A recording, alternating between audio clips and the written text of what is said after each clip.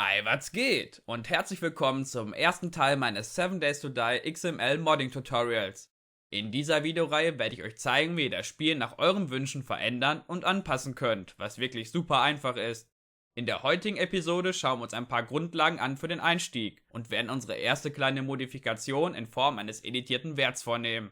Vergesst nicht ein Abo dazulassen, wenn euch das Thema interessiert, und spitzt die Ohren. Legen wir los! Okay, verschaffen wir uns erstmal einen Überblick über das Thema, da Modding nicht gleich Modding ist.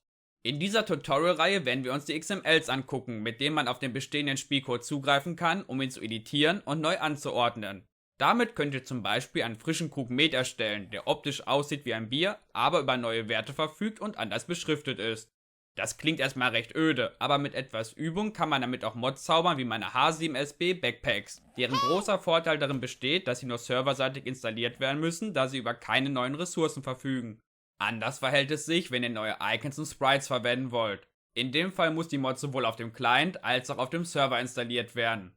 Das gleiche gilt auch für neue Modelle, die man mit Hilfe von 3D-Grafikprogrammen erstellen und mit Unity gangbar machen kann, sowie neuen Skripten und Änderungen einer DLL.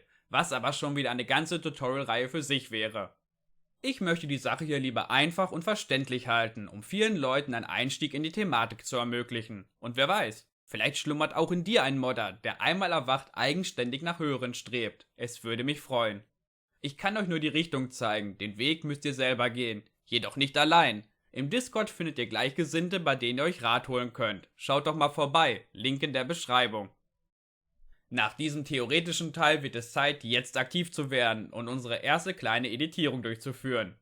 Dazu benötigen wir zunächst einen anständigen Texteditor, wie zum Beispiel Notepad++, Link ebenfalls in der Beschreibung. Installiert das Programm und navigiert anschließend in euer 7 Days Verzeichnis. Wenn ihr nicht wisst, wie ihr dorthin kommt, startet Steam und macht einen Rechtsklick auf 7 Days, Eigenschaften. Dort wählt ihr lokale Dateien durchsuchen aus, was euch direkt in das gewünschte Verzeichnis führt. Unter Umständen bietet es sich an, eine Verknüpfung anzulegen, da ihr den Ordner in Zukunft regelmäßig benötigt.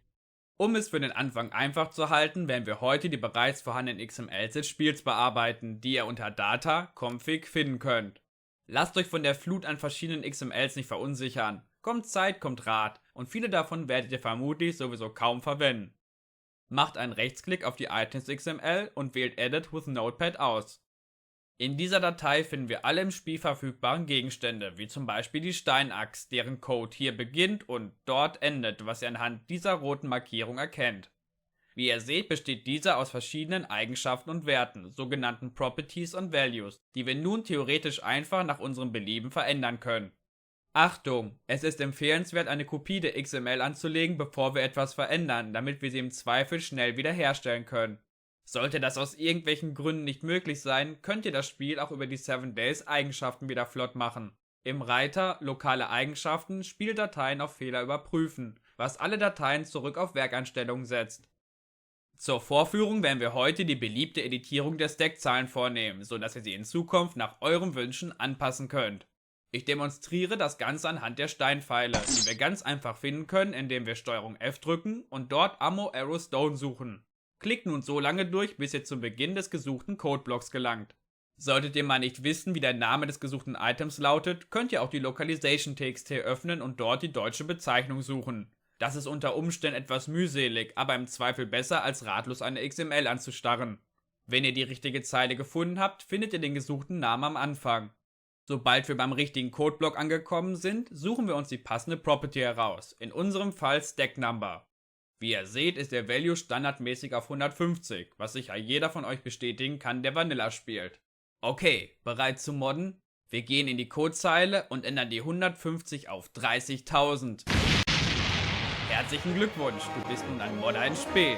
Wenn wir die Datei abspeichern und das Spiel starten, können wir die Früchte unserer harten Arbeit betrachten. Aber jetzt mal wieder im Ernst. Modding ist kein Hexenwerk, sondern benötigt Fleiß und Geduld, da Fehlschläge vorprogrammiert sind, bis man zum Beispiel herausgefunden hat, dass man die Stackzahlen nur auf maximal 30.000 erhöhen kann, bevor es zu Problemen kommt. Aber das lernt ihr alles mit der Zeit. Try and Error ist die Devise, deshalb schnappt euch einen Übersetzer, falls ihr kein Englischprofi seid, und ran an die XMLs. Ich bin damit auch raus für heute. Beim nächsten Mal schauen wir uns an, wie man Modlets erstellt, damit wir nicht immer im Hauptcode herumfuschen müssen.